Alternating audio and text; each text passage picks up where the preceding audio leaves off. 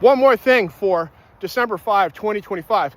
Continuing my thoughts on the creative classroom with John Spencer, as he talks about how AI is changing creative thinking. I was talking about how I used Adobe Express, which uses the Firefly image generation engine by Adobe, to create a picture today. And I was like, we're working on our newsletter. It's the November-December newsletter. And because we're spanning 2 months and we are trying to get across in an image, what November was about, what December's about, and the fact that we have Christmas, we have, Remembrance Day in Canada back in November with the poppy. I asked it to create for me a Christmas tree covered in red poppies and, with the skyline of like a medieval, Israeli scene in the background.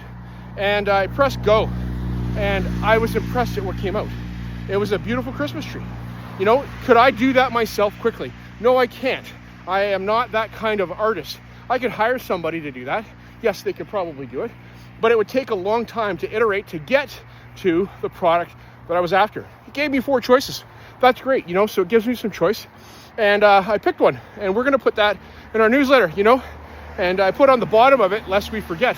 So it's kind of curious that we got a Christmas tree covered in poppies with a phrase that's related to Remembrance Day, and there's a star on top, and we have Christmas theme within the same image.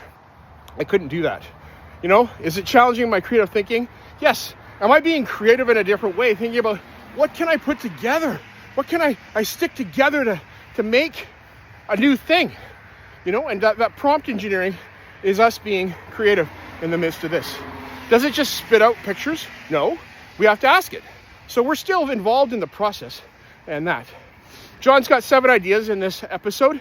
Go take a listen for yourself, because he talks about one being that technology like AI can be the friction that's necessary to spur on further human creativity. The part that it bugs us is that, we get all this AI slop of images and videos, and we go, oh, that's not real. But then we go, how can we go about doing some things that we see that, aren't real, and do them ourselves and get into filmmaking in a different way? So that's the fun part about it. That's the interesting part about it. Go listen to what John has to say, and take a listen for yourself. Be inspired. All right, talk to you later. Have a good day.